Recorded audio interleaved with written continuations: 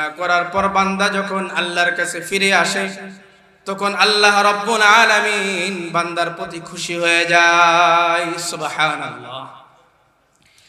এই ফিরে আসাটাই হলো একটা নিয়ামত। আল্লাহর কাছে ফিরে আসাটাই কি বলেন? একটা নিয়ামত। সন্তান যখন মার কাছ থেকে রাগ করে দূরে চলে যায়, দেখবেন মাও রাগ করছে, বাবাও রাগ করছে, কিন্তু সন্তান যখন চলে যায় মাও পেরেশানির মাঝে থাকে, বাবাও পেরেশানির মাঝে থাকে, বলেন থাকে কিনা? আর বলতে থাকে, আরে আমার সন্তান না জানি কোথায় গেছে, আমার সন্তানের না জানি কি হয়, আমার সন্তান না জানি কোথায় ঘুমাইলো, কিভাবে ঘুমাইলো, আমার সন্তান খানা খাইলো কিনা, মা বাবার পেরেশানি, টেনশন। ঠিক এমন ভাবে বান্দা যখন আল্লাহর কাছ থেকে দূরে চলে যায়, আল্লাহ রাব্বুল আলামিন আদরের ডাক দিয়া, মায়ার ডাক দিয়া বান্দাকে ডেকে, বান্দা আও, ও বান্দা আও, আমি আল্লাহর কাছে আও, আমি আল্লাহ থেকে তুমি দূরে যাও না বান্দা। আমি আল্লাহ না তোমাকে মোহাব্বত করে বানাইলাম, আমি আল্লাহ না তোমাকে মায়া করে বানাইলাম, আমি আল্লাহ না তোমার মায়ের গর্ভে যেখানে কেউ ছিল না, খবর নেওয়ার কেউ ছিল না, ডাক্তার ছিল না, কবিরাজ ছিল না, তোমার মায়ের গর্ভে আমি তিলে তিলে করে যত্ন করে মোহাব্বত করে ওখানে আমি তোমাকে লালন পালন করছি। বান্দা তুমি আমাকে ভুলে যেও না, বান্দা তুমি আমার রহমত থেকে নৈরাশ হও না। বান্দা তুমি কি পরিমাণ গুনাহ করছো। আল্লাহ পাক রব্বুল আলামিন কোরআনে হাকিমের মাঝে বলেন, ওয়ামা খালাকতুল জিন্না ওয়াল ইনসা ইল্লা লিয়াবুদুন, ওয়ামা খালাকতুল জিন্না ওয়াল ইনসা ইল্লা লিয়াবুদুন। আমি মানুষ জাতিকে সৃষ্টি করেছি একমাত্র আমি আল্লাহ, আমি আল্লাহ রব্বুল আলামিনের ইবাদত বন্দেগী গোলামি করার উদ্দেশ্যে। সুবহানাল্লাহ। তাহলে আমরা মানুষ, আমরা কার গোলামি করব বলেন? আল্লাহ। আল্লাহ আমাদেরকে সৃষ্টি করছেন এই জন্য। আল্লাহ কোরআনের অন্যত্র বলেন, أفحسبتم أنما خلقناكم عبثا وأنكم إلينا لا ترجعون أفحسبتم أنما خلقناكم عبثا وأنكم إلينا لا ترجعون। الله رب العالمين বলেন, আমি কি তোমাদেরকে এমনি সৃষ্টি করেছি, তোমরা কি এমন মনে করো নাকি? আল্লাহ বলেন, না না, আমি আল্লাহ তোমাদেরকে এমনি সৃষ্টি করি নাই। আমি আল্লাহ তোমাদেরকে সৃষ্টি করার পিছনে মহৎ একটা কারণ আছে, সেটা হলো আমি আল্লাহ তোমাদেরকে সৃষ্টি করছি, তোমরা আমি আল্লাহকে দুনিয়াতে মেনে আমার ইবাদত বন্দেগী করে তোমরা আখিরাতে সফলতা অর্জন করবা। এই জন্যই আমি আল্লাহ তোমাদেরকে দুনিয়াতে সৃষ্টি করেছি। সুবহানাল্লাহ। মুহতারাম হাজিরিন, আমরা কিছু মানুষ এমন আছি, আল্লাহকে স্মরণ করি, ডাকি, নামাজ পড়ি, রোজা রাখি, হজ যাকাত সব কিছুই করি। আল্লাহ কোরআনে বলেন যে এমনটা মনে করিও না যে তোমরা আমি আল্লাহর কাছে আর ফিরে আসবা না। না না, আমরা আবার কার কাছে ফিরে যাব বলেন? আল্লাহর কাছে।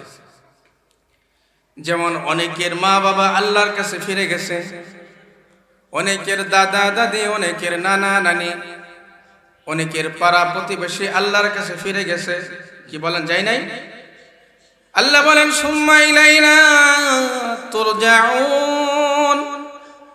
এ দুনিয়ার মানুষ, তোমরা দুনিয়াতে যত রঙিন স্বপ্ন দেখো, যত লম্বা আশা করো, জীবনকে সাজানোর যত চেষ্টা করো, তোমরা কিন্তু দুনিয়াতে চিরদিন থাকতে পারবা না। যেমনটা পারে নাই, খবর নিয়ে দেখেন অনেকের মা আজকে দুনিয়াতে নাই, বাবা দুনিয়াতে নাই, সন্তান আছে কিন্তু মা নাই, বাবা নাই, তারা আল্লাহ তাআলার কাছে ফিরে গেছে। সুম্মা ইলাইনা তুরজাউন, আল্লাহ বলেন তোমরা আবার আমি আল্লাহর কাছে ফিরে আসবা। এই কথাটা বান্দা তুমি ভুলে যেও না। এখন কথা হলো মুহতারাম হাজিরিন, আমরা কখন আল্লাহর কাছে ফিরে যাব আমরা কেউ জানি? বলেন জানি? কবে যাব, কত বছর পরে যাব, কিভাবে যাব, কোথায় যাব, আমরা কেউ এই ব্যাপারে জ্ঞাত না। সম্মানিত হাজিরিন, দুনিয়ার সকল মানুষ এই ব্যাপারে একেবারে অজ্ঞ। আমাদের আমল আখলাক দেখে মনে হয় যে আমরা এই দুনিয়া ছেড়ে যাব না। কি এমনটা তো মনে হচ্ছে, ঠিক আছে না? এমনই মনে হচ্ছে এখন যে আমরা এই দুনিয়া ছেড়ে যাব না। আমার মতো কত বক্তা, কত আলেম এমন স্টেজে বসে বয়ান করতো, আলোচনা করতো, মানুষকে বুঝাইতো, খবর নিয়ে দেখেন আজকেও তারা দুনিয়াতে নাই। গতকালকেও সংবাদ আসলো আমাদের এক উস্তাদ মুফতি শিব্বির আহমদ সাহেব আপনাদের এই সাভার ব্যাংকলিনী মাদ্রাসায় শিক্ষকতা করে গেছে। গতকালকে আল্লাহর বান্দা দুনিয়া থেকে বিদায় হয়ে চলে যায়। এটার নামই দুনিয়া। এজন্য ভাই, এই ওয়াজ মাহফিলের আয়োজনের সবচেয়ে গুরুত্বপূর্ণ বিষয় হলো এখান থেকে আমি বক্তা আমার জীবনকে সুন্দর করা, আপনি শ্রোতা আপনার জীবনকে সুন্দর করা, এটাই হলো সবচেয়ে লক্ষ্য উদ্দেশ্য। আর ভিন্ন কোনো মাকসাদ এখানে নাই। যদি হয় আল্লাহর কাছে পানাহ চাই, তওবা করি, আল্লাহ আমাকেও মাফ করুক, আপনাদেরকেও মাফ করুক, সবাই বলি আমিন। তো মুহতারাম হাজিরিন, কখন আমরা কিভাবে চলে যাব আমরা কেউ জানি না। বলেন জানি? জানি না। হঠাৎ করে আপনার আমার বাড়িতে চলে যাওয়ার ডাক চলে আসবে, আপনার আমার ঘোষণা চলে আসবে, আপনার আমার চিরবিদায়ের ডাক চলে আসবে। একজন লেখক কিতাবওয়ালা ওনার কিতাবে লিখতেছেন যে ভাই আমরা বাড়িতে চাউলের বস্তা আনি, কি আনি কিনা, চাউলের বস্তা আনি, মুড়ির প্যাকেট আনি, বিস্কিটের প্যাকেট আনি, তেলের গ্যালেন আনি, আনার পর এখান থেকে অল্প অল্প করে জরুরত অনুযায়ী খরচ করা হয়। ধরেন একটি চাউলের বস্তা, এখান থেকে আমার মা বোনেরা আধা কেজি, 1 কেজি, 1.5 কেজি এইভাবে প্রত্যেক দিন চাউলের বস্তা থেকে চাল নিয়ে রান্না করা হয়। বলেন হয় কি না? একদিনে শেষ হয় না। দেখবেন ওই ঘর থেকে আওয়াজ আসে, একদিন হঠাৎ করে আওয়াজ আসে, বলে যে অমুকের বাবা আমাদের চাউলের বস্তা শেষ। তার মানে কি আবার চাউলের বস্তা আনতে হবে। সম্মানিত সামিঈন, আমাদের হায়াতের জিন্দেগির জীবনটা কিন্তু এমন, অল্প অল্প করে আপনার আমার জিন্দেগির হায়াত আপনার আমার জিন্দেগি থেকে এভাবে বাহির হয়ে যাচ্ছে। এমন একটা সময় আসবে হঠাৎ করে দেখবেন আপনার আমার বাড়ি থেকে আওয়াজ চলে আসবে, এ কে কোথায় আসো, আসো, এই এলাকার ভাই, এলাকার বাবা, এলাকার বন্ধু বান্ধব, কে কোথায় আসো, আসো, আমার স্বামীর প্রাণ বায়ু দুনিয়া থেকে বাহির হয়ে চলে গেছে। আমার ভাই, আমার স্বামীর হায়াত শেষ। স্বামী বলবে আমার বিবির হায়াত শেষ, আমার ছেলের, আমার মেয়ের হায়াত শেষ। এইভাবে একদিন আপনার আমার বাড়ি থেকে ডাক চলে আসবে। চলে আসলে তো আসলো, কিন্তু আমার আপনার হায়াত তো শেষ। এই হায়াত শেষ হওয়ার পরে কবরের জিন্দেগি আপনার আমার কেমন হবে? এই জন্য তো আল্লাহ হায়াত দান করেছেন। হায়াত কিন্তু বন্ধুর পিছনে খরচ করার জন্য আল্লাহ দেয় নাই। এই যে আমি এখানে আসছি বসছি এটারও হিসাব হবে, কেন বসলাম এটার হিসাব হবে, কেন কথা বললাম এটারও হিসাব হবে, আপনি কেন শুনলেন এটারও হিসাব হবে, কার জন্য করলাম এটারও হিসাব হবে, কার জন্য হাসলাম এটারও হিসাব হবে, কার জন্য কাঁদলাম এটারও হিসাব হবে। হিসাব ছাড়া পার পাওয়া যাবে না। এই জন্য আমার সর্বপ্রথম কথা হলো, আমার ভাই বাবা, হায়াতটা যেন এমনিতে নষ্ট না হয়ে যায়। হায়াত কিন্তু শেষ হয়ে গেলে আর পাওয়া যাবে না। এই জন্য আমাদের বুজুর্গানে দিন হায়াতের জন্য আল্লাহর কাছে কান্না করছেন, শেষে ওইটা কান্না করছেন, আয় আল্লাহ হায়াতটা যেন এমনিতেই নষ্ট না হয়ে যায়, বন্ধুর পিছনে যেন নষ্ট না হয়ে যায়, হায়াতটা যেন নামাজের মাধ্যমে নষ্ট হয়, কোরআন তেলাওয়াতের মাধ্যমে নষ্ট হয়, ব্যয় হয়, জিকিরের মাধ্যমে যেন আপনার আমার হায়াত শেষ হয়, ওয়াজ শোনা এবং বলার মাধ্যমে যেন আপনার আমার হায়াত কি হয়, শেষ হয়। এই জন্য মুহতারাম হাজিরিন, আজকের এই ওয়াজের মূল উদ্দেশ্য হলো আমাদের হায়াতকে কাজে লাগানো। আল্লাহ পাক রব্বুল আলামিন আমাদের সকলকে আমাদের হায়াত যেন কাজে লাগিয়ে আল্লাহ সেই তৌফিক দান করুক, আমিন। মুহতারাম হাজিরিন, আমি বলতেছিলাম আল্লাহ রব্বুল আলামিন দুনিয়াতে কিছু মানুষ এমন পাঠাইছেন, তার জিন্দেগিতে যদি কখনো নাফরমানি হয়ে যায়, গুনাহ হয়ে যায়, সে পেরেশানি হয়ে যায়। আবার কিছু মানুষ এমন আছে রাত্রে গুনাহ করে, দিনেও গুনাহ করে, তার মাঝে কোনো অনুশোচনা নাই, তার মাঝে কোনো আফসোস নাই। কিন্তু আল্লাহর এমন হাজারো বান্দা আছে, যদি নামাজ ছুটে যায় পরক্ষণে মসজিদে দৌড়ে যায়, আল্লাহর কুদরতি কদমে পড়ে যায়। যদি গুনাহ হয়ে যায় আল্লাহর কাছে দৌড়ে চলে যায়, বলে আল্লাহ ও মালিক, আমার মাধ্যমে তোমার নাফরমানি হয়ে গেছে, আল্লাহ তুমি আমাকে মাফ করে দাও। হাজারো এমন বান্দা আছে, আল্লাহ তাআলা তখন খুশি হয়ে যায়। এজন্য প্রিয় হাজিরিন, দুইটা দল, একটা হলো আল্লাহমুখী আর একটা হলো আল্লাহ বিমুখী। আল্লাহমুখী হওয়ার জন্য আল্লাহ আমাদেরকে কোরআন দিয়েছেন, আল্লাহমুখী হওয়ার জন্য আল্লাহ তাআলা কিয়ামত পর্যন্ত নবীর ওয়ারিস বাকি রাখবেন। আমাদের নবী দুনিয়া থেকে বিদায় হয়ে চলে গেছেন, আমাদের নবীর পরে আর কোনো নবী আসবে না। আমাদের নবী সর্বশেষ নবী। বলেন আমাদের নবী কি? সর্বশেষ নবী।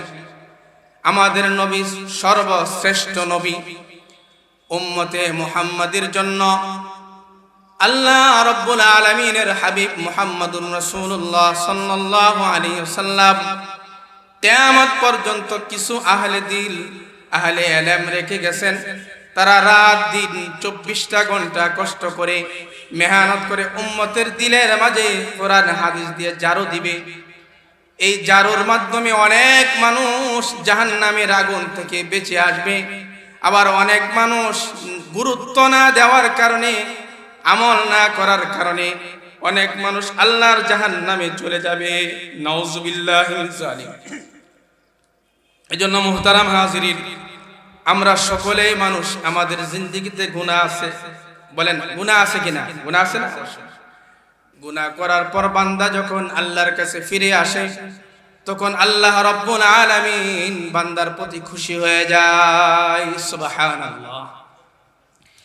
এই ফিরে আসাটাই হলো একটা নিয়ামত। আল্লাহর কাছে ফিরে আসাটাই কি বলেন? একটা নিয়ামত। সন্তান যখন মার কাছ থেকে রাগ করে দূরে চলে যায়, দেখবেন মাও রাগ করছে, বাবাও রাগ করছে, কিন্তু সন্তান যখন চলে যায়, মাও পেরেশানির মাঝে থাকে, বাবাও পেরেশানির মাঝে থাকে। বলেন থাকে কিনা? আর বলতে থাকে, আরে আমার সন্তান না জানি কোথায় গেছে, আমার সন্তানের না জানি কি হয়, আমার সন্তান না জানি কোথায় ঘুমাইলো, কিভাবে ঘুমাইলো, আমার সন্তান খানা খাইলো কিনা। মা বাবার পেরেশানি, টেনশন। ঠিক এমন ভাবে বান্দা যখন আল্লাহর কাছ থেকে দূরে চলে যায়, আল্লাহ রাব্বুল আলামিন আদরের ডাক দিয়া, মায়ার ডাক দিয়া বান্দাকে ডেকে, বান্দা ও বান্দা আও, আমি আল্লাহর কাছে আও। আমি আল্লাহ থেকে তুমি দূরে যাও না বান্দা। আমি আল্লাহ না তোমাকে মোহাব্বত করে বানাইলাম, আমি আল্লাহ না তোমাকে মায়া করে বানাইলাম। আমি আল্লাহ না তোমার মায়ের গর্ভে যেখানে কেউ ছিল না, খবর নেওয়ার কেউ ছিল না, ডাক্তার ছিল না, কবিরাজ ছিল না, তোমার মায়ের গর্ভে আমি তিলে তিলে করে যত্ন করে মহাব্বত করে ওখানে আমি তোমাকে লালন পালন করছি। বান্দা তুমি আমাকে ভুলে যেও না, বান্দা তুমি আমার রহমত থেকে নৈরাশ হও না। বান্দা তুমি কি পরিমাণ গুনাহ করছো। আল্লাহ কোরআনের এক জায়গায় বলেন, কুল ইয়া ইবাদিয়াল্লাযীনা আসরাফু আলা আনফুসিহিম قل يا عبادي الذين أسرفوا على أنفسهم لا تقنطوا من رحمة الله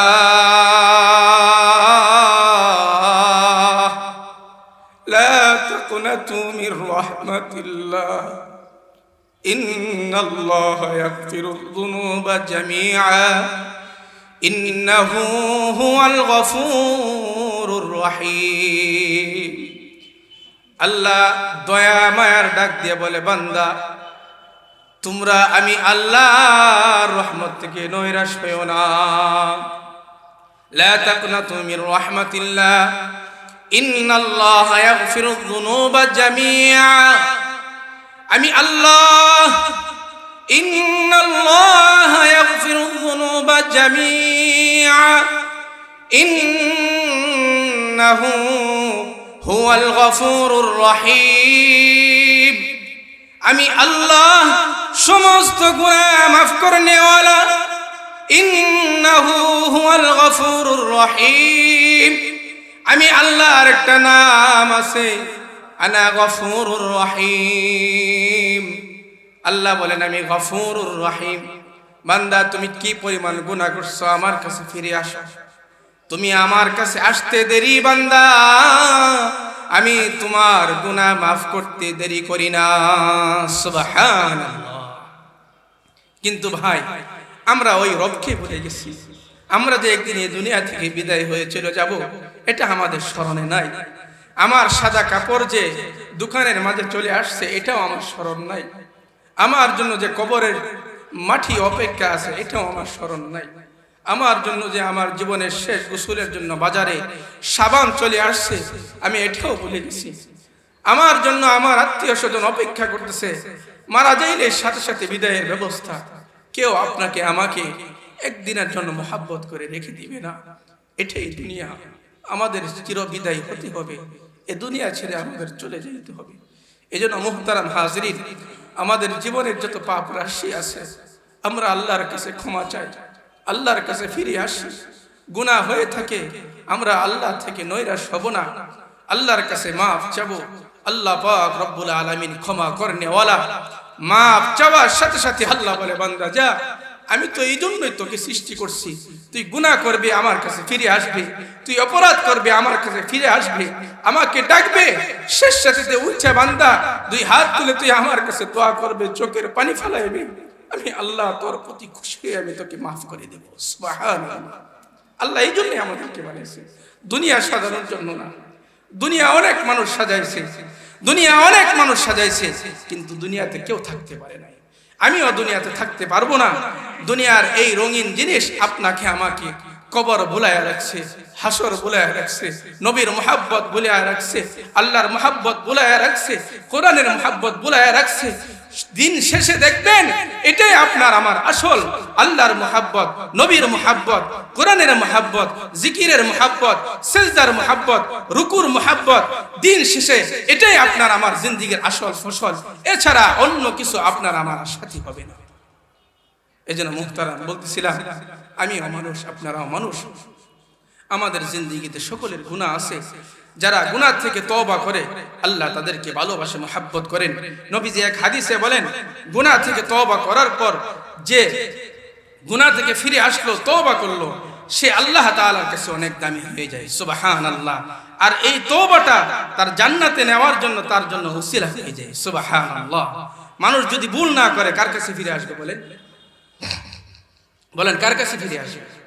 আল্লাহ তো পরীক্ষার জন্য আমাদের সামনে আমল দিচ্ছেন, গুনাহ দিচ্ছেন, অনেক গুনাহ আমাদের সামনে, ইচ্ছা করলেই করতে পারি, কি করতে পারি না? পৃথিবীর কেউ নাই ফেরানোর মতো, কিন্তু দেখেন কে বলেন? আল্লাহ। জানেন কে? আল্লাহ। আজকে সারা দুনিয়ার মানুষ গুনাহে লিপ্ত, বেপরদার সয়লাব।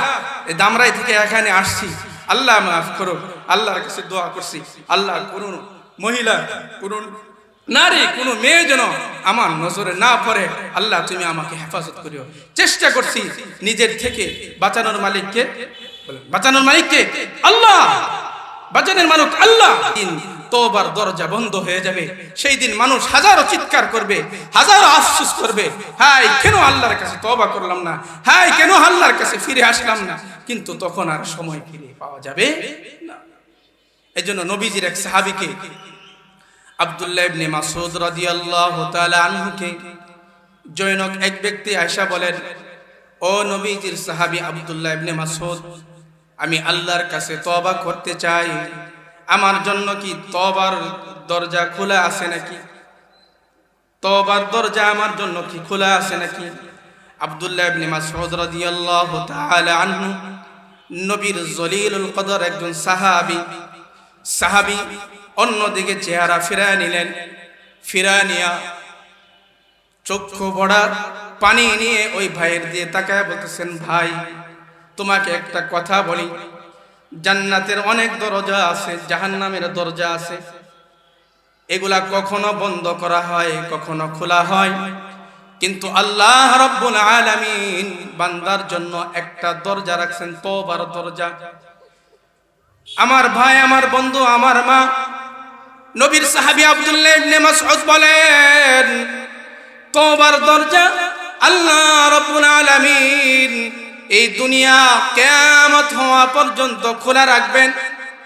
যখন আল্লাহ পাক রব্বুল আলামিনের কোন বান্দা ফিরে আসবে, তওবা কখন কার কবুল হয় বলা যায় না। যখনই বান্দা ফিরে এসে বলবে আল্লাহ আস্তাগফিরুল্লাহ,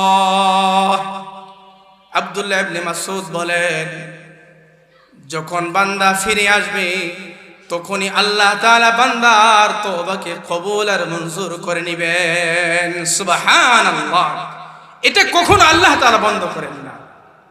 এই জন্য দেখবেন কেউ শেষ রাতে উঠে আল্লাহ তাআলার কাছে তওবা করে, কেউ মাগরিবের আগে তওবা করে, কেউ মাগরিবের পরে তওবা করে। আজকে আপনাদের অন্ধ মার্কেটে আসরের নামাজ পড়লাম, আসরের আগে মসজিদে ঢুকলাম, ঢুকা থেকে আল্লাহর এক বান্দা দোয়া ধরে কান্না করছে। বললাম আল্লাহ তুমি তার মনের আশা পূরণ করো। হাজারো মানুষ আল্লাহকে ভুলে গেছে, এই কঠিন মুহূর্তে একজন আল্লাহর বান্দা আসরের নামাজের আগে মসজিদে ঢুকে হাত তুলে আল্লাহর কাছে দোয়া করতেছে। এটাই তো জিন্দেগি। বান্দার সর্বদাই আল্লাহকে স্মরণ করবে, চোখের পানি ফালাইবে, নীরবে নিরালায় বসে কান্না করবে। আল্লাহ তাআলা বান্দার প্রতি খুশি হয়ে যায়। আল্লাহ ঘোষণা দেয়, বান্দা যা, তোর চোখের পানিটা এই নাকের ডগার আগে আসার আগেই আমি আল্লাহ তোর গুনাহ মাফ করে দিলাম। সুবহানাল্লাহ। এই জন্য প্রিয় হাজিরিন, আমাদের গুনাহ আছে, গুনাহ মাফ করানোর দরকার কিনা বলেন? গুনাহ মাফ করানোর দরকার কিনা? গুনাহ মাফ করানোর দরকার, কিন্তু গুনার উপর অটল থাকা যাবে না। তওবা করে আল্লাহ পাক রব্বুল আলামিনের কাছে ফিরে আসতে হবে। বারবার গুনাহ করলাম, আবার বারবার ফিরে আসব, আল্লাহর কাছে ফিরে আসব, আল্লাহকে বলবো আল্লাহ তুমি আমাকে মাফ করে দাও, আল্লাহ তুমি আমার গুনাহ মাফ করে দাও। বনি ইসরাইলের এক ঘটনা, আল্লাহর বান্দা 20 বছর পর্যন্ত আল্লাহ পাক রব্বুল আলামিনের গোলামি করছে। কয় বছর বলেন? 20 বছর। 20 বছর পর্যন্ত আল্লাহ পাক রব্বুল আলামিনের গোলামি, আল্লাহর নাফরমানি করে নাই, দিন নাই রাত নাই, সে যেভাবে পারে আল্লাহ পাক রব্বুল আলামিনের গোলামি করছে। আবার হঠাৎ করে 20 বছর পর সে আল্লাহকে ভুলে গেছে। 20 বছর পর্যন্ত আবার সে নাফরমানিতে লিপ্ত হয়ে গেছে। 20 বছর পরে আল্লাহর বান্দা একদিন আয়নার মাঝে হঠাৎ করে তার চেহারাটা দেখলো। দেখার পর দেখে তার কয়েকটা দাড়ি সাদা হয়ে গেছে। আল্লাহর বান্দা পেরেশান, দাড়ি সাদা হয়ে গেছে, চুল পাইকে গেছে। আল্লাহর বান্দা পেরেশান, হাই কি করলাম, 20 বছর পর্যন্ত আমি আল্লাহর গোলামি করলাম, আবার 20 বছর আল্লাহর নাফরমানি করলাম। হঠাৎ করে চেহারা আয়নার মাঝে বাসলো। এখানে যারা মুরব্বী আছেন বলেন, এই দাড়ি একদিন পুরা কালো ছিল কিনা? একদিন দাড়ি ছিল না, দাড়ি কে দিছেন বলেন? কে দিছেন দাড়ি? আল্লাহ। আবার এই দাড়ি সাদা করার মালিক কে বলেন? আল্লাহ। এটা ইচ্ছা করে সাদা হয় না, এটা এমনিতে সাদা হয় না। একদিন দাঁত ছিল না, এখন দাঁত আছে, আবার একদিন থাকবে না। একদিন চোখের পাওয়ার ছিল না, চোখ থাকতেও চোখের পাওয়ার ছিল না। ছোট্ট সময় মায়ের কোলে যখন ছিলাম, চোখ ছিল কোনটা আগুন, কোনটা গরম, কোনটা ঠান্ডা, কোনটা ভালো, কোনটা মন্দ আমরা বুঝতাম না। কি বুঝতাম? কিন্তু একদিন আন্দাজ করার শক্তি হয়েছে, বোঝার শক্তি হয়েছে। এমন একটা সময় আসবে দেখবেন, আবার আপনার আমার এই শক্তিগুলা নষ্ট হয়ে যাবে। অনেক বাবা অনেক মা বিছানায় পড়ে আছে, যায় দেখেন চোখ আছে কিন্তু দেখার শক্তি নাই। কি আছে না? জবান আছে, ডাকার শক্তি নাই। হাত পা আছে, চলাফেরার শক্তি নাই, শক্তি বন্ধ হয়ে গেছে। এই জন্য এইগুলা সব আল্লাহ পাক রব্বুল আলামিনের নিয়ামত। এইগুলাকে কাজে লাগানো, এইগুলা দুর্বল হয়ে যাওয়ার আগে কাজে লাগানো। মুহতারাম হাজিরিন, আল্লাহর বান্দা দাড়ি সাদা হয়ে গেছে, আল্লাহর বান্দা পেরেশান। 20 বছর গুনাহ করার পর আবার হঠাৎ করে দাড়ি সাদা দেখে আল্লাহর কাছে ফিরে যায়, হাত তুলে বলে, আল্লাহ, ও মালিক, 20 বছর পর্যন্ত আমি তোমাকে স্মরণ করছিলাম, আবার 20 বছর আল্লাহ তোমাকে ভুইলা গেছি। আল্লাহ তুমি কি আমাকে ভুইলা গেলা নাকি? বলতেছে, আল্লাহ, ও মালিক, আমি তোমাকে 20 বছর মুহাব্বত করতাম, পরে আবার তোমাকে মুহাব্বত করা ছেড়ে দিয়েছি। এইভাবে সে আল্লাহর কাছে কান্না করে দোয়া করতেছিল। হঠাৎ করে গায়বী আওয়াজ আসে, বলে, বান্দা, তুমি আমাকে 20 বছর স্মরণ করছিলা, ভালোবাসছিলা। বান্দা, আমি আল্লাহ তোমাকে 20 বছর মুহাব্বত ভালোবাসছিলাম। তুমি যখন আমাকে ভুইলা গেলা, বান্দা, আমি তোমাকে ভুইলা গেছি। তুমি যখন গুনাহ করতেছিলা, বান্দা, আমি তোমাকে সুযোগ দিয়েছি, আমি ধরি নাই, আমি তোমাকে পাকড়াও করি নাই। বান্দা, তুমি যখন গুনাহ করো, যদি আমি ধরতাম, ওই সময় যদি আমি তোমাকে ধরে ফেলতাম, আজকে তুমি আমার কাছে ফিরে আসতা না।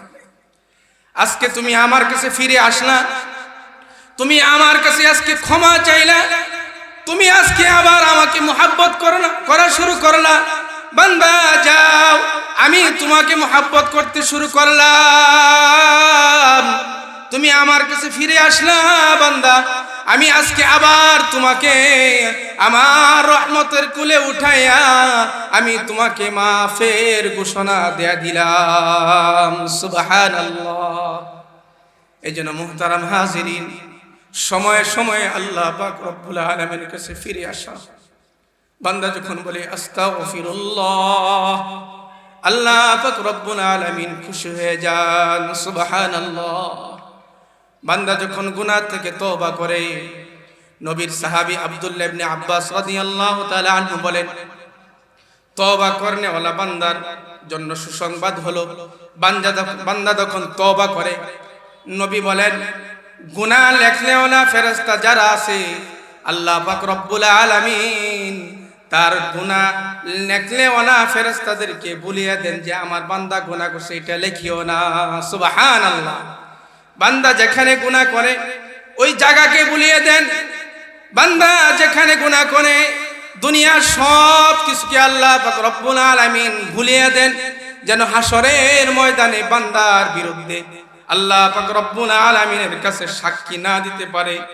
নবীজির এই ওয়াদা আছে, এই বাণী আছে। এজন্য বাপ ভাই দোস্ত বুজুর্গ, আমাদের গুনাহ আছে, কে গুনাহ থেকে খালি না। আমরা সবাই কার কাছে ফিরে আসবো? জবান খুলে বলেন, কার কাছে ফিরে আসবো?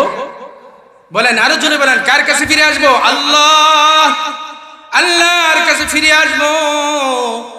আল্লাহ পাক রব্বুল আলামিন ফিরে আসাকে মুহাব্বত করেন, ফিরে আসাকে ভালোবাসেন।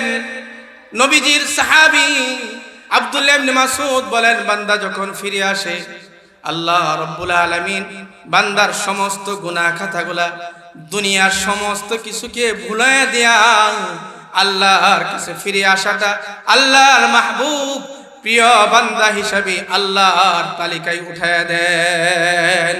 সুবহানাল্লাহ। এজন্য মুহতারাম হাজিরিন, আমাদের সকলের গুনাহ আছে, কম আর বেশি। আমাদের গুনাহ যদি, আমার এক উস্তাদ বলতেছিলেন, এখন মা যে গুনাহ করে যদি সন্তান এই গুনাহ জানতো, কসম আল্লাহর, এই মাকে সন্তান কোনোদিন মা বলে স্বীকার করতো না। এখন আমাদের ভাই বাবারা যে গুনাহ করে, যদি এই গুনাহ যদি আল্লাহ রাব্বুল আলামিন সাত্তারুল উয়ুবের চাদর মাধ্যমে যদি ডেকে না রাখতেন, কসম আল্লাহর, ওই বাবাকে সন্তান বাবা বলে পরিচয় দিত না। এত জঘন্যতম গুনাহ আমরা করে থাকি, কি হয় না? এই যে এখন তো গুনার একটা বস্তু নামছে, বড় মোবাইল। পৃথিবীর এখন সবচাইতে বড় একটা ফিতনা হলো এই বড় মোবাইল।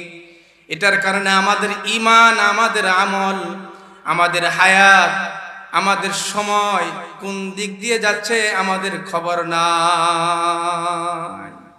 এজন্য মুহতারাম হাজিরিন, সর্বদিকে আমাদের খেয়াল থাকতে হবে, সর্ব অবস্থায় আল্লাহর স্মরণ আমাদের দিলে রাখতে হবে। যদি রাখি তাহলে আমাদের গুনাহ কম হবে। বলেন, যার দিলে আল্লাহর স্মরণ আছে তার মাধ্যমে গুনাহ কম হয়। যে আল্লাহ থেকে দূরে, যার দিলে আল্লাহর স্মরণ নাই, সে গাফেল, তার মাধ্যমে আল্লাহর নাফরমানি বেশি হয়ে যায়, আল্লাহর নাফরমানি বেশি হয়ে যায়। এজন্য মুহতারাম হাজিরিন, আমরা পড়ি বেতেরের নামাজ, আমরা পড়ি ওয়ানারজু রাহমাতাকা ওয়া নাখশা আযাবাকা। বলেন পড়ি কিনা? ওয়ানারজু রাহমাতাকা, বলা হয় আল্লাহ, আমরা আপনার রহমতের আশা রাখি, আপনার দয়ার, আপনার মায়ার আশা রাখি। ওয়া নাখশা আযাবাকা, আল্লাহ আপনার আযাবের ভয় রাখি। এটার নামই হলো ঈমান। শুধু রহমতের আশা রাখা, আল্লাহ মাফ করবে, আল্লাহ মাফ করবে, এই বলে ছেড়ে দিলাম, ফিরে আসলাম না, তওবা করলাম না, নামাজ পড়লাম না, রোজা রাখলাম না, মা বোনেরা পর্দা করলাম না, যদি এটা বলে ছেড়ে দেই তাহলে কিন্তু আল্লাহর আদালতে পার পাওয়া যাবে না, আল্লাহর আদালতে পার পাওয়া যাবে না। রহমতের আশাও রাখতে হবে, আযাবের ভয়ও রাখতে হবে। মুহতারাম হাজিরিন, এর মাধ্যমে আমাদের ঈমানকে প্রতিষ্ঠিত করতে হবে। আজকের এই ওয়াজ মাহফিল এটাও একটা শিক্ষা, যে আমরা এখান থেকে একটা শিক্ষা নিয়ে যাব। আমাদের যখনই গুনাহ হয়ে যায় আমরা সাথে সাথে ফিরে আসবো কার কাছে? বলেন, বলেন কার কাছে ফিরে আসবো? আল্লাহর কাছে। গুনাহ যত বড়ই হোক, মাফ করার মালিক কে? বলেন, মালিক কে? আল্লাহ। তবে হ্যাঁ, আমরা শিরিক করব না। লা তুশরিক বিল্লাহ, আল্লাহর সাথে শিরিক করব না। শিরিকের যাররা পরিমাণ গুনাহ যদি নিয়ে কেউ কবরে যায়, হ্যাঁ, আল্লাহ পাক রব্বুল আলামিন এটা ক্ষমা করবেন না। অন্যের হক নষ্ট করব না। আমরা আজকে মানুষের হক নষ্ট করাকে এটা আমল মনে করি। নাউযুবিল্লাহি মিন যালিক। কত ভাবে কিভাবে যে আমরা অন্যের হক নষ্ট করতেছি, এটা খামখেয়ালি। ইজ্জতের হক নষ্ট করতেছি, সম্পদের হক নষ্ট করতেছি, হ্যাঁ, মানুষের গীবত শেখায়াত, মানুষকে ছোট করার জন্য চেষ্টা করতেছি। কত ভাবে যে আমরা আরেক ভাইয়ের হক নষ্ট করার চেষ্টা করতেছি, হ্যাঁ, আমাদের এটা কি নাই? কোনো খেয়ালই নাই। এই যে মাহাদুল উলুমিল ইসলামিয়া মাদ্রাসা, এই মাদ্রাসা কেন এখানে যেন এই ছাত্ররা আসছে, এখানে এলেম শিখতেছে, যেন তার জীবনকে সে সুন্দর করতে পারে, যেন অন্যের হক নষ্ট না হয়।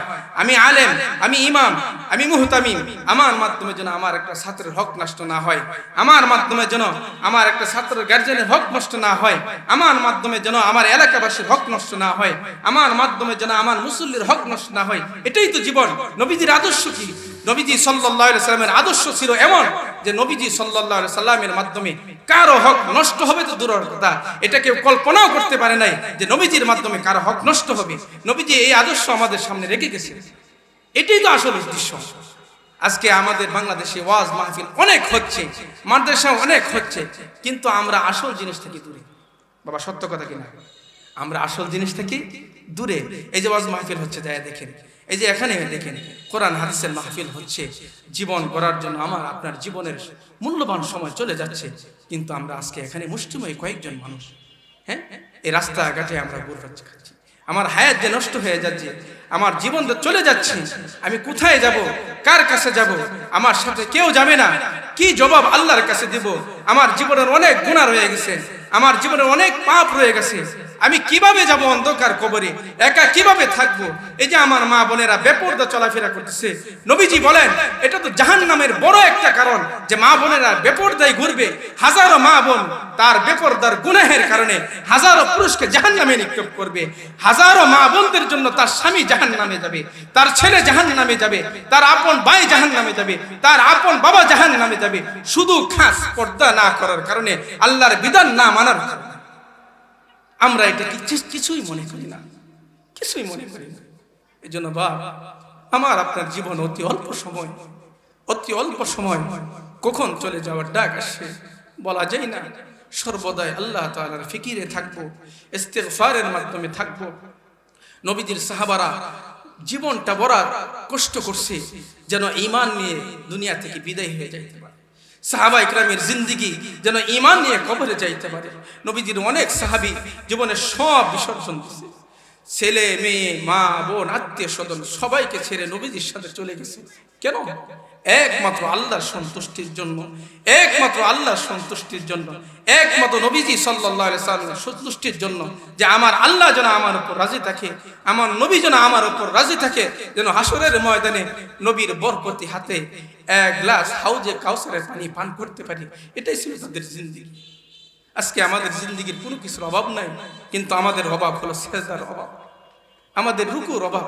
আজকে মসজিদগুলো কত সুন্দর যায় দেখেন, মসজিদে এসি আছে, ফ্যান আছে, মসজিদে কত সুন্দর টাইলস করা আছে, কিন্তু সবরের সাথে একজন মুসল্লি নামাজ আদায় করবে, সবরের সাথে বসে 2 রাকাত নামাজ আদায় করবে, সবরের সাথে একজন মুসল্লি মসজিদে বসে কোরআনে কারীমের তেলাওয়াত করবে, হ্যাঁ, ইহতিমামের সাথে একজন মুসল্লি মসজিদে বসে আল্লাহর কাছে 2 ফোঁটা চোখের পানি ফালাবে। আজকে এমন মানুষ খুঁজে পাওয়া খুব কঠিন হয়ে যাচ্ছে। কেন? আমাদেরকে এই জিনিস তো নবীজি শিক্ষা দেয় নাই। আমরা কেন আসল পথ থেকে চলে আসলাম? আমরা কেন আসল পথ থেকে চলে আসলাম? এই জন্য ভাই, দুস্থ বুজুর্গ, আমিও একদিন দুনিয়া থেকে চলে যাব, আপনিও চলে যাবেন, আমিও থাকবো না, আপনিও থাকবেন না। আমারও কবরে 3.5 হাত মাটি, আপনারও কবরে 3.5 হাত মাটি। আমারও একদিন মসজিদের বাকি এলান হবে, আপনারও এলান হবে। আমারও একদিন চিরবিদায় জানাজার নামাজ হবে, আপনারও হবে। কবে হবে, কিভাবে হবে আপনিও জানেন না, আমিও জানি না। এই জন্য ভাই, আপনাদের কাছে আমার করজোর হাত, আমার মা বোনদের কাছে আমার করজোর হাত, আমরা যেন আখিরাতকে না ভুলে যাই, আমরা যেন আল্লাহকে না ভুলে যাই, আমরা যেন গুনার মাঝে ডুবিয়ে না থাকি, আমরা যেন বারবার আল্লাহ পাক রব্বুল আলামিনের কাছে ফিরে আসি, আমরা যেন বারবার আল্লাহ পাক রব্বুল আলামিনের কাছে ফিরে আসি। আলেমদের সাথে মহাব্বত রাখবো, মাদ্রাসার সাথে আমাদের মহাব্বত রাখবো। একটা সন্তানকে মাদ্রাসায় পড়াবো, একজন সন্তান যদি আলেম হয়, এটা সবচেয়ে বড় নিয়ামত, এটা সবচেয়ে বড় নিয়ামত। আমার বাবা একজন দিন মজুরে কাজ, গরিব মানুষ, কিন্তু আমাদেরকে কষ্ট করে লেখাপড়া করাইছে। কিন্তু এখন আমার বাপ সুখী। কেন সুখী? আমার বাপ এখন আমাদেরকে নিয়ে গর্ব করে, আমরাও গর্ব করি যে বাবা আমাদেরকে কত উপকার করছে। আমার এক উস্তাদ বলতেছিলেন যে একদিন গাড়ি দিয়ে যাচ্ছে আমার এক উস্তাদ, হঠাৎ করে দেখে একটা ছোট্ট বাচ্চা, 11-12 বছরের বাচ্চা আমরা বিক্রি করতেছে। আমরা চিনেন, আমরা বিক্রি করতেছে। আমার উস্তাদ গাড়ির মাঝে থেকে বসে আল্লাহর কাছে হাত তুলে আল্লাহ তাআলার কাছে দোয়া করতেছে আর কান্না করতেছে, তাই আল্লাহ তুমি আমার মাকে মাফ করো, আমার বাবাকে মাফ করো। আমার আরেক উস্তাদ প্রশ্ন করলেন, হুজুর হঠাৎ করে আপনি আল্লাহ তাআলার কাছে হাত তুললেন, কান্না করলেন, দোয়া করলেন? তখন আমার উস্তাদ কেঁদে কেঁদে বলতেছিলেন, বাবা কেন জানো আল্লাহ তাআলার কাছে হাত তুলছি? ওই যে গাড়িতে আসার সময় দেখলাম ছোট্ট একটা বাচ্চা, 11 বছর বয়স, সে রাস্তায় আমরা বিক্রি করতেছে। আমার জীবনের কথা মনে হইল, হাই যদি আমার মা বাবা যদি আমাকে ছোট্ট সময় এভাবে ছেড়ে দিতেন, তাহলে আমার জীবনটা আজকে কোথায় থাকতো?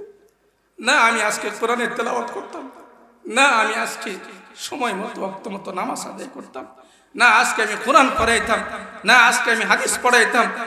যদি আমার মা বাবা আমাকে এভাবে ছেড়ে দিতেন, আমার জীবন আজকে কার সাথে যেত? আমার এই জীবন কোথায় ব্যয় হইতো? আজকে আমার মা নাই, বাবা নাই, আজকে আমি গাড়ি দিয়ে চলাফেরা করি, গাড়ি দিয়ে মানুষকে যে হাদিস পড়াই, বুখারী শরীফ পড়াই, বিভিন্ন জায়গায় যাই, কিন্তু আজকে আমার মা বাবা নাই। কিন্তু আজকে আমার মা বাবার কথা মনে হয়ে গেছে যে আমার মা বাবা আমার জীবনকে স্বর্ণের মতো দামি বানিয়ে গেছে, আমার জীবনকে মূল্যায়ন করে গেছে।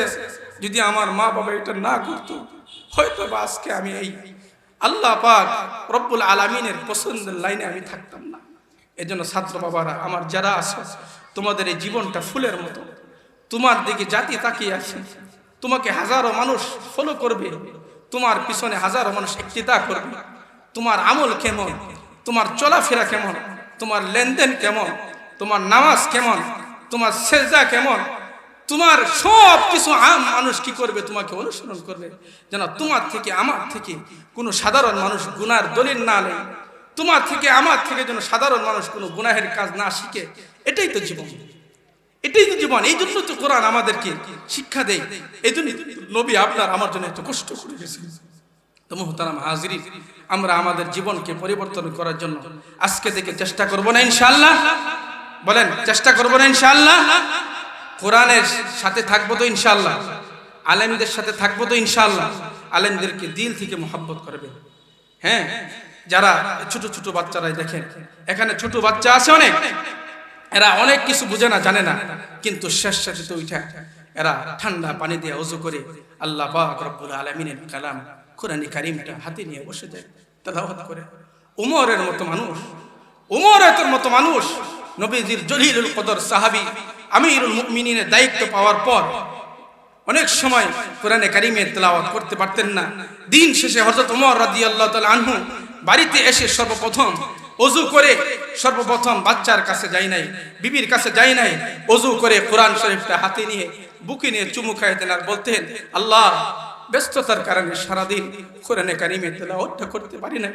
কোরআনকে বলতেন, কোরআন তুমি হাসরের ময়দানে আমি ওমরের বিরুদ্ধে আল্লাহর কাছে মামলা দিও না। এটা ছিল ওমরের জিন্দেগি। আজকে আমাদের বাড়িতে কোরআন শরীফ পড়ে আছে তো আছে, মসজিদের তাকায়ের মাঝে তাকের মাঝে কোরআন শরীফ পড়ে আছে তো আছে, আমরা ধরি না, ময়লা হয়ে গেছে। কোরআনের তেলাওয়াত আজকে মা বোনদের ঘরে নাই। আজ থেকে 20-25 বছর আগে আমাদের মা বোনদের ঘর দরজা সর্বপ্রথম খোলা হতো কোরআনের তেলাওয়াত দিয়ে। কি বাবা, কোরআনের তেলাওয়াত দিয়ে না? সর্বপ্রথম সূরা ইয়াসিনের তেলাওয়াত হতো। আজকে নাই। মা বোনেরা রাতের 12টা-1টা পর্যন্ত মোবাইল দেখে, টিভি দেখে, এরপর অপবিত্র হয়ে ঘুমায়। কোথায় গেল তার জিন্দেগি? কোথায় গেল নবীর আদর্শ? কোথায় গেল তার আখিরাত? কোথায় গেল তার জীবনের ফিকির, যার জন্য নবীজি সাল্লাল্লাহু আলাইহি ওয়াসাল্লাম এত কষ্ট করে গেছেন যে উম্মত, তোমার জন্য আমি 63টা বছর পর্যন্ত প্রায় আমি চোখ ভরে ঘুমাই নাই, আমি নবী পেট ভরে খানা খাই নাই। এখনো যে নবী আপনার আমার জন্য মদিনা রওজা মুবারকে, এখনো যে নবী আপনার আমার জন্য, আপনার আমার জন্য এখনো যে নবী দোয়া করতেছে, কিন্তু আপনার আমার কি নাই? ফিকির নাই। এজন্য বাবা, ফিকির ওয়ালা জিন্দেগি এটা দামি জিন্দেগি। হ্যাঁ, জিকির ওয়ালা জিন্দেগি এটা দামি জিন্দেগি। 5 ওয়াক্ত নামাজের ওয়ালা জিন্দেগি এটা দামি জিন্দেগি। ভাই, দুনিয়া আমাদেরকে ধোঁকা দিবেই। বলেন, দুনিয়া আমাদেরকে ধোঁকা দিবেই। দুনিয়ার এই যে রং ঢং, এইগুলো আপনাকে আমাকে নাজাত দিবে না। কত ক্ষমতাওয়ালা মানুষ এই দুনিয়াতে ছিল, আজকে মাটির নিচে পড়ে পচে গলে শেষ হয়ে গেছে, কোনো উদ্দেশ্য নেই। কি ভাই, আছে না? কত সুন্দর চেহারাওয়ালার মানুষ, কত সুন্দর নারী এই দুনিয়াতে ছিল, আজকে তারা নাই। খবর নিয়ে দেখেন, অন্ধকার কবরে পড়ে আছে, তার খোঁজ খবর কেউ নেই না। তার কবরের পাশে যে একদিন কেউ দোয়াও করে না, খবরও নেই না। আজকে তাদের কথা আমরা ভুলে গেছি। এমন আপনার আমার হবে। এজন্য প্রিয় হাজিরিন, আমরা আমাদের জীবনকে তওবার মাধ্যমে আল্লাহ পাক রব্বুল আলামিনের কাছে ফিরে আসার চেষ্টা করি, গুনাহ মোচন করার চেষ্টা করি। হ্যাঁ, নীরবে নিরালায় মাঝে মধ্যে শেষ সাইতে উঠে 2 রাকাত 4 রাকাত নামাজ পড়ে আল্লাহ পাক রব্বুল আলামিনের কাছে দোয়া করব। আল্লাহর রহমত থেকে আমরা নৈরাশ হব না। আল্লাহ পাক রব্বুল আলামিনের রহমত থেকে আমরা নৈরাশ হব না। কেন জানেন? আমি আপনি আল্লাহ পাক রব্বুল আলামিনের কাছ থেকে যত নিয়ামত পেয়েছি, যত খুশ সংবাদ পেয়েছি, এটা অন্য কোনো উম্মতের জন্য নাই, অন্য কোনো উম্মতের জন্য নাই। অনেকেই আমরা আছি যুবক ভাইয়েরা, আমাদের গুনাহ হয়ে গেছে, আমরা দ্বিধাদ্বন্দ্বে আছি, এখন কি করব। না ভাই, গুনাহ হতেই পারে, আমরা আল্লাহর কাছে ফিরে আসব। কার কাছে ফিরে আসবো বলেন? আল্লাহর কাছে ফিরে আসব। গুনাহ যত বড়ই হোক, মাফ করার মালিক কে? বলেন, মাফ করার মালিক কে? আল্লাহ। আল্লাহ বলেন, ফাকুল তুস্তাগফিরু রাব্বাকুম ইন্নাহু কানা গফফারা। ফাকুল তুস্তাগফিরু রাব্বাকুম ইন্নাহু কানা গফফারা। তোমরা আমি আল্লাহর কাছে তওবা করো, ইন্নাহু কানা গফফারা, আমি আল্লাহ গফুর, আমি আল্লাহ গফফার, আমি আল্লাহ ক্ষমা করনেওয়ালা। আমি আল্লাহ যদি ক্ষমা করে দেই, পৃথিবীর কেউ নাই আমাকে ফিরানোর মতো। আমি আল্লাহ যদি কাউকে পাকড়াও করি, পৃথিবীর কেউ নাই আমি আল্লাহকে ফিরানোর মতো। দেখো না কত বড় বড় জালেমকে আমি আল্লাহ পাকড়াও করেছি, আবার কত গরিব মানুষকে, কত অসহায় মানুষকে আমি আল্লাহ খুশির সুসংবাদ দিয়ে আমি আল্লাহ জান্নাত পর্যন্ত পৌঁছায় দিয়েছি। সুবহানাল্লাহ। আল্লাহর কাছে প্রিয় হওয়ার জন্য এলেম লাগে না। যদি এলেম লাগতো তাহলে আল্লাহ সবাইকে আলেম বানাইতো, মানুষকে মূর্খ বানাইতো না। আমার এক উস্তাদ বলতেছিলেন, আল্লাহকে পাওয়ার জন্য সুন্দর চেহারা লাগে না, যদি লাগতো তাহলে আল্লাহ দুনিয়াতে কালো মানুষ বানাইতেন না, তাহলে কালো যারা তাদের বিপদ হয়ে যাইত। আমি আল্লাহকে পাওয়ার জন্য ধন সম্পদ টাকা পয়সা লাগে না, যদি লাগতো আল্লাহ পাক রব্বুল আলামিন দুনিয়াতে কাউকে গরিব রাখতেন না। দেখেন না আপনাদের এই সাভারের ফ্লাইওভারের উপরে কত মানুষ পড়ে আছে, বাড়ি নাই, টাকা নাই, পয়সা নাই, ভালো খাট নাই, ফ্রিজ নাই, এসি নাই, তারও জীবন কিন্তু শেষ হয়ে যাচ্ছে। যার টাকা আছে, বাড়ি আছে, পয়সা আছে, এসি করা রুম আছে, তারও জীবন কিন্তু শেষ হয়ে যাচ্ছে। আল্লাহ বলেন, না না, এইগুলা শর্ত না। যদি বাড়ি গাড়ি টাকা পয়সা শর্ত থাকতো তাহলে আমি আল্লাহ জায়গাবিহীন কোনো মানুষকে রাখতাম না, আমি আল্লাহ বাড়িবিহীন কোনো মানুষকে রাখতাম না, আমি আল্লাহ চোখবিহীন কোনো মানুষকে রাখতাম না। হাজারো মানুষ আছে চোখ নাই, কি নাই? আছে না? আছে। কিন্তু যার চোখ আছে, যার চোখ নাই, তাহলে তো সে বিপদে পড়ে যাইতো। তার কাছে কোনো ফ্যাক্টর না, আল্লাহর কাছে ফ্যাক্টর হলো যার দিল ভালো, যার মনটা ভালো, যার দিলটা আমি আল্লাহর জন্য তৈয়ার, যার দিলটা আমি আল্লাহর জন্য পাগল। তার চেহারা লাগে না, তার বাড়ি লাগে না, তার এলেম লাগে না, তার ক্ষমতা লাগে না। যেমন বেলালের চেহারা ছিল না, বেলালের ক্ষমতা ছিল না, হযরত বেলালের এত আলেম ছিল না, হযরত বেলালের কণ্ঠটা পর্যন্ত সুন্দর ছিল না, কিন্তু আল্লাহ রাব্বুল আলামিন হযরত বেলালকে এমন ভাবে কবুল করছেন, বেলালকে মুয়াজ্জিনের পদ বাদ দেওয়া হয়েছিল। বেলালের আজানের আওয়াজ আল্লাহর আরশে যায় না। আল্লাহ বেলালকে কিভাবে পছন্দ করেছিলেন, বেলালের আজানের আওয়াজ আরশে যায় না, আল্লাহ সূর্যকে উঠা বন্ধ করে দিয়েছিলেন। সাহাবায়ে কেরাম অবাক, নবী অবাক, নবীর কাছে এসে বলতেছে, ইয়া রাসূলুল্লাহ আজান হয়েছে কিন্তু বেলাল তো এখনো ওঠে না। নবী সাল্লাল্লাহু আলাইহি সাল্লাম পেরেশান। ওহী আসলেন, জিবরাইল বললেন, নবী আপনার বেলালের বাড়ি নাই, গাড়ি নাই, টাকা নাই, পয়সা নাই, ইলম নাই নবী গো, কিন্তু আপনার বেলালের এমন একটা দিল, এমন একটা মন আল্লাহর জন্য তৈয়ার করছে। নবী আল্লাহর জন্য তার দিলটা, তার মনটা এমন ভাবে পাগল, সে আজকে আজান দেয় না। যতক্ষণ পর্যন্ত বেলালকে দিয়ে আজান না দেওয়াইবেন ততক্ষণ পর্যন্ত আপনার মালিকের নির্দেশ হলো সূর্য এই জমিনে আলো দিবে না। সুবহানাল্লাহ।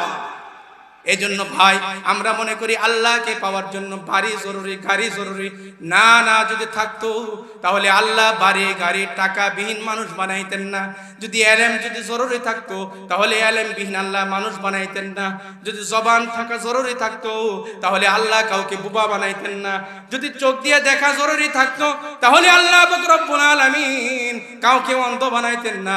যদি কান দিয়ে শোনা জরুরি থাকতো তাহলে আল্লাহ পাক রব্বুল আলামিন কাউকে বধির বানাইতেন না।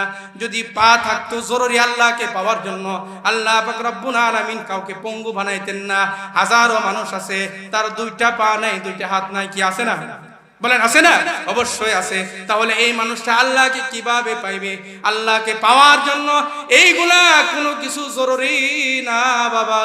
আল্লাহকে পাওয়ার জন্য জরুরি হলো ভালো একটা দিল, ভালো একটা মন। এই জন্য দেখবেন একটা মানুষ গরিব, একটা মানুষ হাত নাই পা নাই, একটা মানুষের চোখ নাই, বাড়ি নাই গাড়ি নাই, দেখবেন শেষ সাইতে উঠা ঠান্ডা পানি দিয়ে ওযু কইরা বাড়িওয়ালারা গাড়িওয়ালারা এসিওয়ালারা শুয়া ঘুমায়। ওই ব্যক্তিটা হামাগুড়ি দিয়ে ফজরের নামাজে সেজদায় এসে পড়ে বলে, আল্লাহ আমার বাড়ি নাই বাড়ি নাই, তাতে কোনো আমার আফসোস নাই। আল্লাহ আমার এসি করার রুম নাই। আল্লাহ দুনিয়াতে আমার কোনো কিছু দরকার নাই মালিক। আল্লাহ তুমি যে আমাকে তোমার নামাজের জন্য কবুল করলা, তোমার সেজদার জন্য কবুল করলা। হাজারো এমন মানুষ আছে বাড়ি নাই গাড়ি নাই, কিন্তু সময় মতো আল্লাহকে সেজদা দেয়, আল্লাহকে ডাকে আর চোখের পানি বালায়। ওই মানুষটি হাসরের ময়দানে ওই সমস্ত ধনীদের 500 বছরের আগে জান্নাতে প্রবেশ করবে। সুবহানাল্লাহ, সুবহানাল্লাহ। এই জন্য একদিন নবী মুসা আলাইহিস সালাতু ওয়াস সালাম আল্লাহকে বলতেছিলেন, আল্লাহ আপনার এমন একটা সহজ ঠিকানা বলে দিন। কে বলতেছেন বলেন? জলিলুল কদর নবী মুসা আলাইহিস সালাতু ওয়াস সালাম আল্লাহকে বলেন, আল্লাহ আপনাকে পাওয়ার জন্য সহজ একটা ঠিকানা বলে দিন, যেখানে যাইলে আমি আপনাকে পাবো। নবী বলতেছেন। আল্লাহ পাক রব্বুল আলামিন বলেন, ও আমার নবী মুসা, আমাকে পাওয়ার জন্য আপনি সহজ ঠিকানা চাইলেন। মুহতারাম হাজিরিন, যার যে জিনিসের প্রয়োজন ওই দোকানে ওই জায়গায় না যাইলে কিন্তু সহজে ওই জিনিস পাওয়া যায় না। বলেন পাওয়া যায়? আপনার তেলের দরকার, আপনি যদি লবণের দোকানে যান তেল পাবেন না। মাছের দরকার, আপনি যদি আপনার কি বলি যদি আপনি কসমেটিক দোকানে যান তাহলে মাছ পাবেন না। যেখানে যাওয়ার ওখানে যাইতে হবে। নবী মুসা এত বড় নবী, এত বড় রাসূল, আল্লাহকে সহজে পাওয়ার জন্য ঠিকানা চাচ্ছেন কার কাছে? বলেন জোরে বলেন, কার কাছে? আল্লাহ। কার কাছে? আল্লাহর কাছে ঠিকানা চাচ্ছেন। আল্লাহ বলেন, মুসা যান, আপনি এমন একজন মানুষের কাছে যান যার দিলটা, যার মনটা, যার হৃদয়টা আমি আল্লাহর জন্য ভাঙা, যার দিলটা আমি আল্লাহর জন্য তৈয়ার, যার দিলটা আমি আল্লাহকে পাওয়ার জন্য পাগল। ও মুসা আপনি সেখানে যান। এই জন্য সাহাবায়ে কেরাম বাড়িতে খুঁজে না পাইলে, কেউ যদি আসতো কোনো সাহাবীর খুঁজে, যদি বাড়িতে না পাওয়া যাইতো, ওই ভাই মনে মনে ভাবতেন আমার ওই ভাই নবীর দরবার ছাড়া আর কোথাও নাই। কারণ নবীর কাছে যাইলে সহজে কাকে পাওয়া যাইতো? বলেন জোরে বলেন, কাকে? জোরে বলেন কাকে? আল্লাহকে।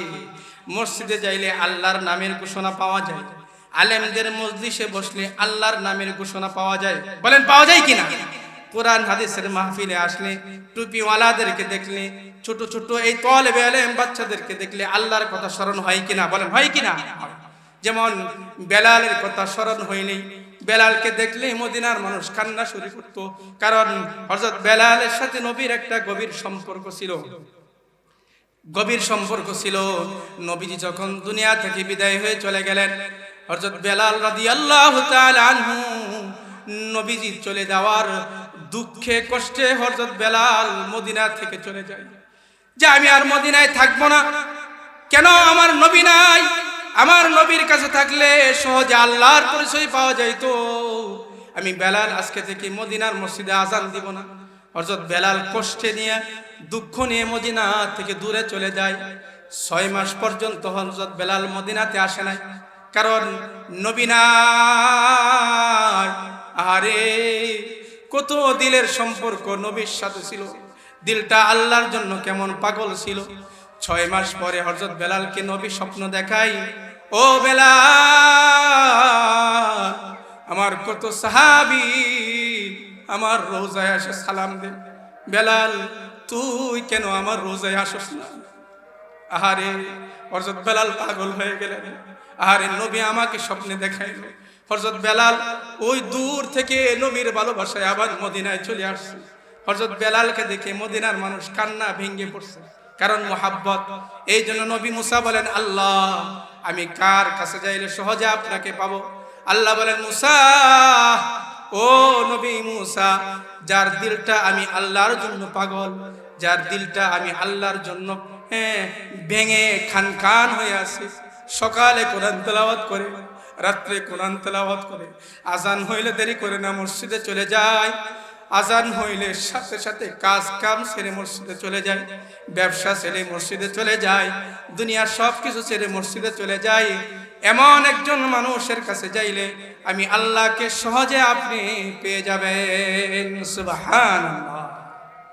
মুহতারাম হাজিরিন, আমরা এমন মানুষের কাছে যাব, এমন মানুষদের কাছে বসবো যেখানে বসলে সহজে আল্লাহকে পাওয়া যায়, যেখানে বসলে আমার জিন্দেগি পরিবর্তন হয়, যেখানে বসলে আমার রুকু সুন্দর হয়, সেজদা সুন্দর হয়, আমার জিন্দেগিতে সুন্নত আসে, কোরআনের প্রতি মোহাব্বত আসে, আমরা সেখানে বসার চেষ্টা করব ইনশাআল্লাহ।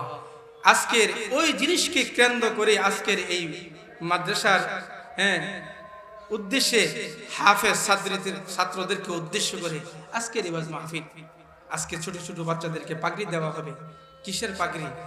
এরা কষ্ট করে মেহনত করে আল্লাহ পাক রব্বুল আলামিনের কালাম 30টা পারা, আল্লাহু আকবার, আল্লাহু আকবার, হাফেজ কুরআন। একজন হাফেজ কুরআনের মর্যাদা কি! আল্লাহু আকবার। দুনিয়ার পৃথিবীর মানুষ যদি জানতো হাফেজ কুরআনের জুতা কাঁধে নিয়ে বহন করে ঘুরত, কিন্তু আমরা জানি না। হাফেজে কুরআন কি মনে করেন? কত কষ্ট করে মেহনত করে আল্লাহর এই কালামকে মুখস্থ করে হাফেজে কুরআন। একজন মা কত দামি যে হাফেজে কুরআনের মা হয়ে গেছে। একজন বাবা কত দামি যে হাফেজে কুরআনের বাবা হয়ে গেছে।